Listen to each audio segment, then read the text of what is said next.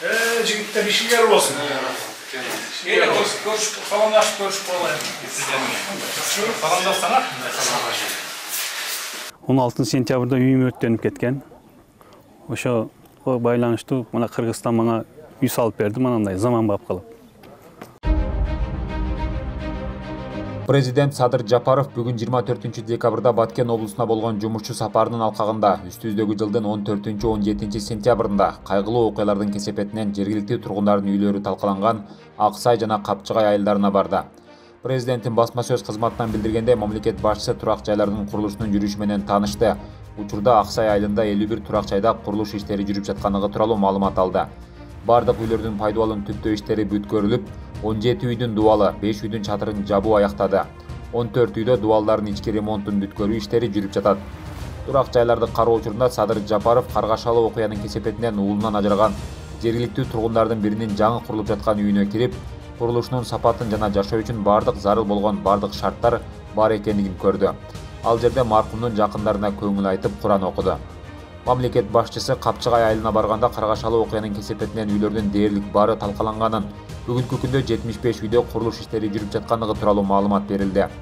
Бардык үйлөрдүн пайдалануу түптөө курулуш иштери аяктады. 17 үйдүн дубалы бүткөрүлүп, 26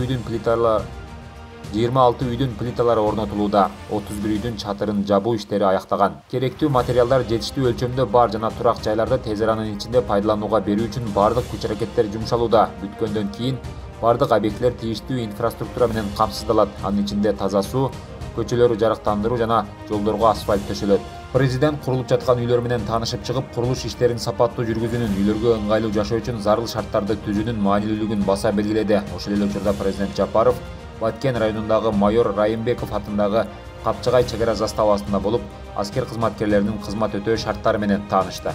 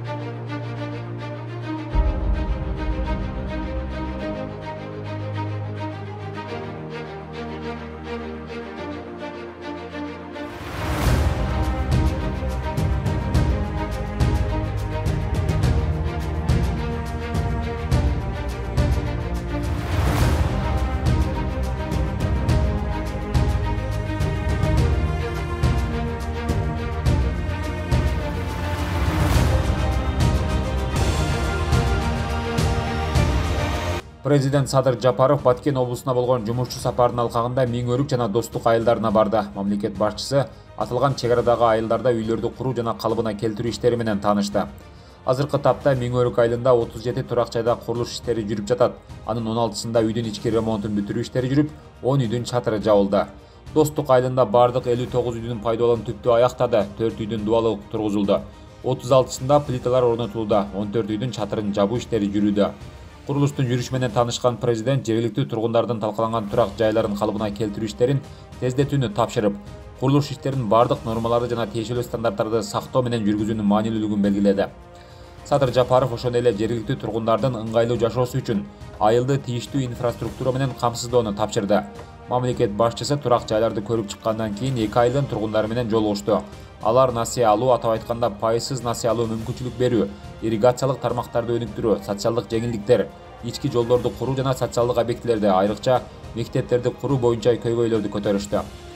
Садыр Жапаров мамлекеттин негизги максаттарынын бири карапайым элдин турмушун жакшыртуу экенин баса белгиледи. Бул үчүн зарыл болгон шарттардын бардыгы этап менен ишке ашат.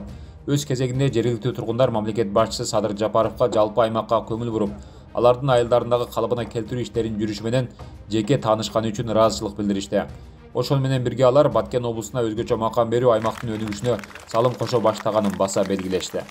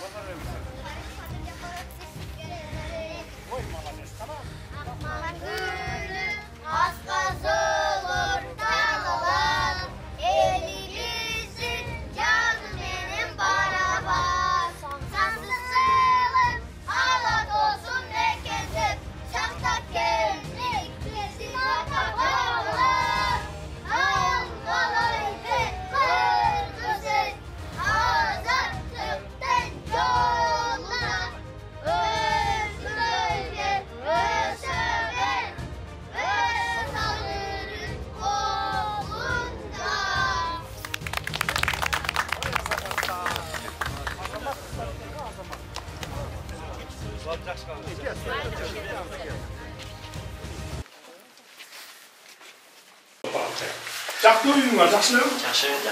Жакшылабы? Бурукты үйүңөр канча комнаталы? 8 комнаталы, мансардный дом эле. Мындайынан карап турган болчу. Азыр эми бүгүн күнчө карап жакшы болуп калды. Буюрса жакшы. Жакшы болсо болду. Жакшы. Канча балаң бар? 5 5 бала менен. Эки эркек, 3 кыз, а? 3 уул, 2 3 уул эркек. Жакшы. Бактылуу болсун. Жакшы болду. Жигиттер ишиңер болсун. Саламдашып көрүшүп болайын. Саламдашсаңар. Ушул айылдын тургундары сандыр бар го. Айылдын тургундары, ресми балдар, өздөрү куруп атат. Оларды азыр мурун биринчи кийде болуп калды. Азыр бүт ушуна материалдар киргизип атат. Биз сразу куруп аткангачы. Бүт бар иштеп атат. Мен Аксай айылынын тургуну Назаралиев Талаймын. Şu kuruluş boyunca 16 sentyabrda үйüm өрттөнүп кеткен. Ошо байланыштуу мына Кыргызстан мага үй салып берди, мынандай заманбап кылып. Заманбап үй салып берди. Мурунку үйүмө салыштырмап кыйла эле жакшы. Бышык кызыл кирпичтен үй салып берди. Эми ошол Кыргызстандыктарга чоң рахмат, ушул өкмөтүбүзгө, элибизге, ушуну бизди ушинтип таштап койбой карап неме кылган үчүн ыраазычылык билдирем. Биде шарттар жакшы.